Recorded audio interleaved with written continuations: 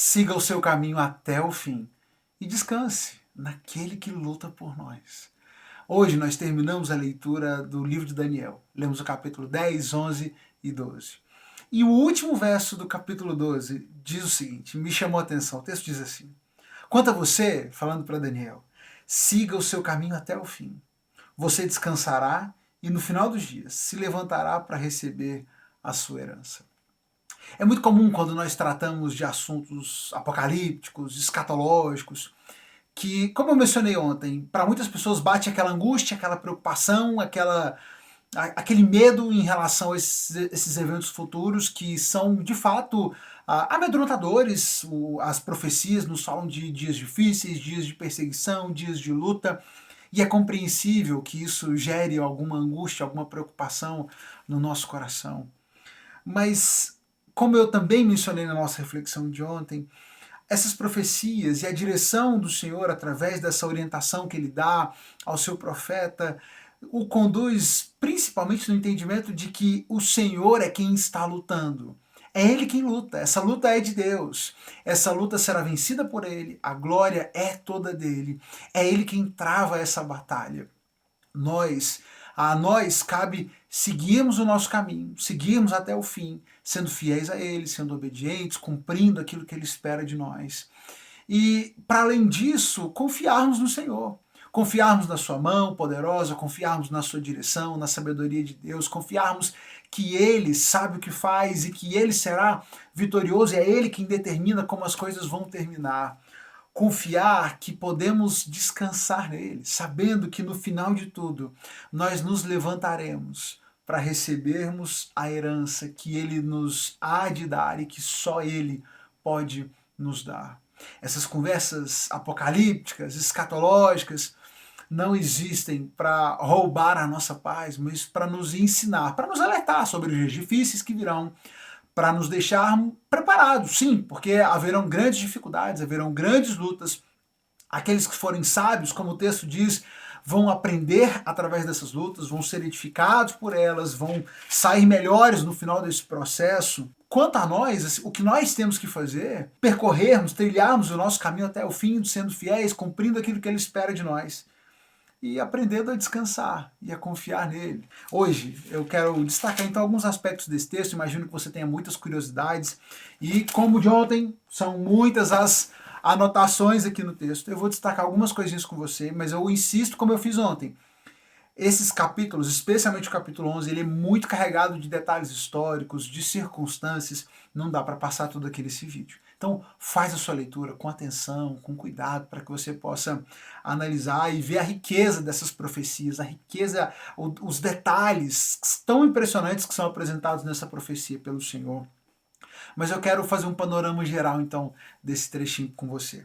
No capítulo 10, nós temos basicamente a apresentação do mensageiro, que vem a Daniel e vai apresentar, então, essa visão, essa mensagem final que vai ser apresentada no capítulo 11, que é o bloco maior dessa nossa leitura de hoje. Capítulo 11 e o capítulo 12, na verdade. Então, no capítulo 10, nós temos a visão desse mensageiro. O personagem principal do capítulo 10 é o mensageiro que se apresenta para trazer a mensagem que vai ser apresentada nos capítulos 11 e no capítulo 12. O capítulo 10, então, nos situa no tempo, dizendo que essa visão acontece no terceiro ano do reinado de Ciro. Daniel teve então uma outra visão de acontecimentos que se dariam no futuro, tempos de guerra, tempos de grande dificuldade. Então, já temos aqui terceiro ano do reinado de Ciro, uma visão sobre coisas que iam acontecer muito à frente, que o próprio Daniel não iria presenciar, ele não iria viver. De dias difíceis, de dias de guerra, de grande dificuldade, e ele recebe essa visão.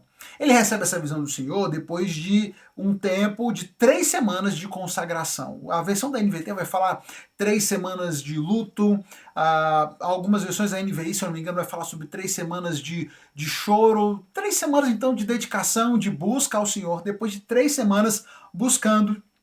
E se a gente soma isso com a informação que é apresentada para a gente no verso 12, dizendo que ele começou a orar por entendimento, nós vamos perceber então que é isso que está acontecendo aqui.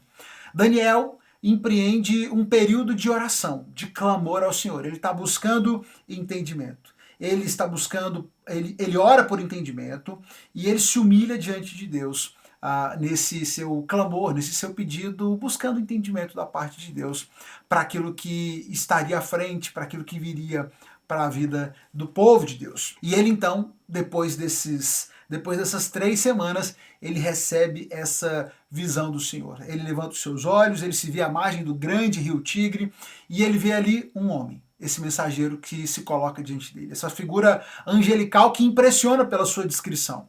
Ele está usando roupas de linho, um cinto de ouro puro, o corpo dele é semelhante a de uma pedra preciosa, o rosto faiscava como um relâmpago, os olhos eram como tochas acesas, seus braços e seus pés brilhavam como bronze polido e a sua voz era como o som de uma grande multidão. Então nós temos aqui uma figura angelical, imponente, poderosa, impressionante, que se coloca diante de Daniel e é o mensageiro enviado pelo Senhor. Esse mensageiro diz então para Daniel o seguinte: desde o primeiro dia, primeiro ele diz, não tenha medo, Daniel, pois desde o primeiro dia que você começou a orar por entendimento e a se humilhar diante de seu Deus, o seu pedido foi ouvido. Daniel, você passou 3 semanas orando, mas o seu pedido foi ouvido no primeiro dia. Desde o primeiro dia eu ouvi, o Senhor ouviu a sua oração.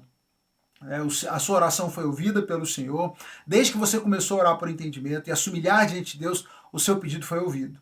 Eu vim em resposta à sua oração. Mas ele vai dizer uma informação interessante e vai nos trazer um outro aspecto inovador, inclusive, para o Antigo Testamento, que é como ele vai nos deixar claro a existência dessa batalha espiritual, desse mundo espiritual que muitas pessoas nos nossos dias acabam ignorando, acabam deixando de lado, mas que está muito apresentado com muita clareza no texto bíblico. Por 21 dias, porém, o príncipe do reino da Pérsia me impediu. Miguel, um dos príncipes mais importantes, veio me ajudar. Eu deixei ali com os reis da Pérsia. Nós temos aqui a apresentação desse príncipe do reino da Pérsia. Pelo contexto, faz menção a uma força espiritual, a uma força espiritual do mal, que atuaria, que estaria então associada ali esse império da Pérsia.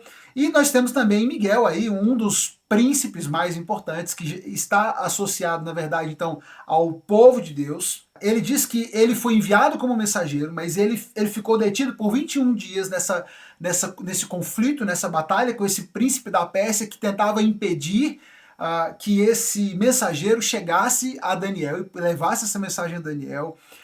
E ele precisa então contar com esse reforço de Miguel, que assume essa batalha para que o mensageiro pudesse ir até Daniel e então trazer a sua mensagem do Senhor. Aqui nós já destacamos algumas coisas interessantes. Primeiro, nós temos, e é interessante a gente notar isso, como Daniel, apesar de já ser um profeta experimentado, já tinha tido tantas visões, tinha tido tantos momentos de clareza e tantas profecias já cumpridas de palavras que Deus tinha dado a ele. Daniel continuava desejando mais entendimento. Daniel continuava buscando entendimento, continuava se humilhando na presença de Deus e buscando a sabedoria de Deus, apesar de tudo que ele já tinha, de todo o entendimento que ele já tinha. Eu vejo que muitas pessoas se angustiam em relação ao fim dos tempos e essas questões escatológicas, mas poucas pessoas estão de fato dispostas a conduzirem as suas vidas na busca por entendimento, por sabedoria da parte de Deus. Daniel nos deixa esse exemplo na sua dedicação, na sua busca, nesses dias, nesses 21 dias de dedicação, de jejum e de busca ao Senhor, buscando essa clareza da parte de Deus. Nós vamos ver também apresentado aqui nessa figura da visão, um entendimento também importante para nós de que o Senhor é quem trava essas lutas. Existe uma realidade espiritual, existe uma dimensão espiritual que não pode ser negada, mas é o Senhor quem trava essas batalhas. O Senhor está lutando por nós, o Senhor luta pelo seu povo, Ele cuida do seu povo, e essa batalha está sendo travada, nós vejamos ou não. Confiemos no poder do Senhor, confiemos nesse exército do Senhor que luta em nosso favor, que batalha por nós e que batalha pelo povo de Deus, como ele vai anunciar e como vai ficar claro aqui ao longo do restante desse texto do livro de Daniel. E aí então ele vai trazer essa revelação da verdade, essa última revelação. E o capítulo 11 você tem que ler com atenção. É um capítulo muito detalhado que vai trazer profecias assustadoramente detalhadas sobre a história que viria, que se desenrolaria dali em diante. Vai falar sobre 3 reis persas que se sucederiam no reinado, e exatamente foram 3 reis seguidos desse 4º rei persa, e esse 4º rei que ele menciona, que seria um rei muito rico, e ele seria mais rico do que os outros, e usaria a sua riqueza para instigar outros a lutarem contra a Grécia, ele está justamente fazendo menção a Xerxes ou Assuero, que é o rei mencionado no livro de Esther, e que é o rei persa que batalha contra a Grécia. Então, olha a riqueza de detalhes nessa visão que é dada pelo Senhor a Daniel tanto tempo antes desses acontecimentos se darem. Esse rei, então, batalharia, esse 4º rei da Grécia batalharia, esse 4º rei da Pérsia batalharia contra a Grécia. Mas desse processo vai surgir então esse grande rei, um grande rei poderoso na Grécia, fazendo menção a Alexandre o Grande, que seria o grande imperador da Grécia, até que esse reino fosse dividido. E o texto vai fazer justamente menção a essa divisão. O reino seria dividido em 4 partes, norte, sul, leste e oeste. E a partir daqui ele vai focar então na oposição e nas batalhas que vão acontecer entre norte e sul. O reino do sul, falando dos Ptolomeus, que seria um desses grupos que herdaria esse reino, esse império grego, então os Ptolomeus ali no sul, e os Seleucidas no norte. O texto faz inclusive menção ao fato de que a filha do rei do sul se casaria com o rei do norte para tentar garantir uma aliança. Nós temos aqui então uma menção a Cleópatra, que foi dada em casamento para tentar articular essa aliança de paz entre os reinos. A gente viu, a profecia vai dizer, e a história também vai mostrar que isso não acontece muito assim, esse plano de paz ele é frustrado. E a história vai seguindo, até chegarmos a um homem desprezível, no verso 21, fazendo menção a Antíoco Epifânio, que foi o grande opositor nessa reta final ao povo de Deus, que assume esse reinado. E ele, que nem era da família real, nem era de família nobre, mas assume esse reinado e se torna um grande opositor, um grande inimigo do povo de Deus. Faz uma grande profanação contra o templo. Ele coloca um porco, sacrifica um porco sobre o altar do Senhor, proíbe os sacrifícios.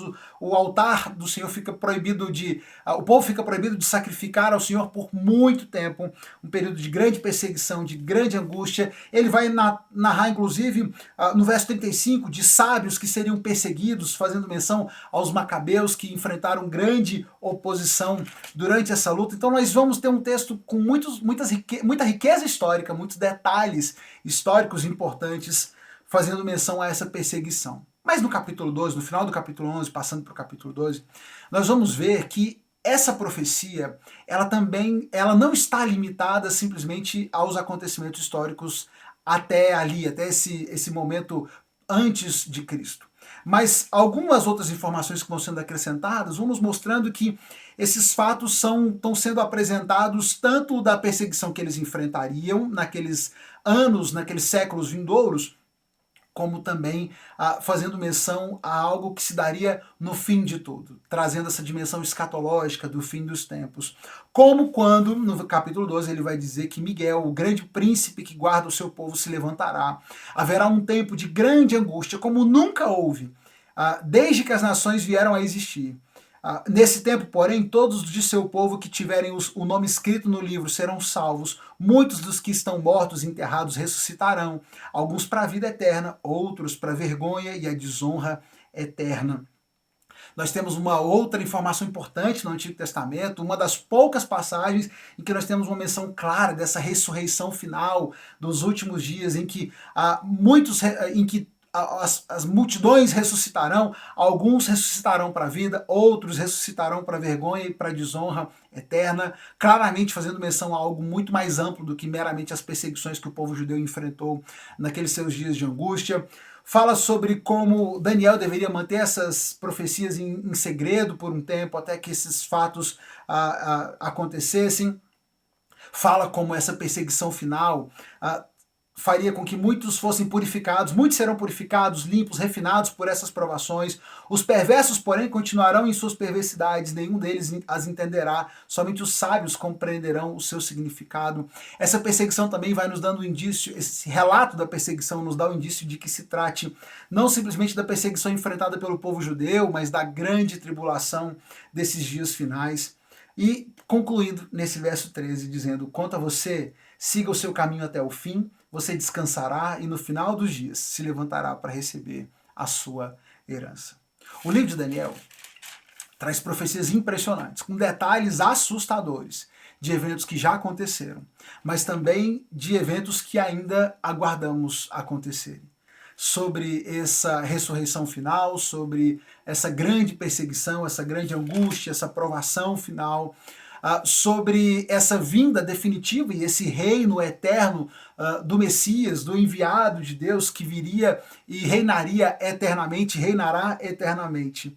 Mas o texto, sem dúvida, nos convoca a uma postura de confiança, a entendermos e a partir do entendimento de que o Senhor é quem luta, de que Ele está batalhando por nós, batalhando em nosso favor, de que Ele está no controle da história, de que até mesmo os ímpios só serão bem-sucedidos enquanto o Senhor permitir, né? Eles só terão êxito até que chegue o tempo de se concluírem, de que se conclua o tempo determinado pelo Senhor, e confiemos de que Ele será vitorioso. Descansemos no Senhor, confiemos nele, sigamos fiéis cada dia das nossas vidas, sendo obedientes aos seus mandamentos, nos portando diante da vida e dos desafios como Ele espera que nós façamos. Temos a palavra de Deus para nos orientar sobre o que Ele espera de nós.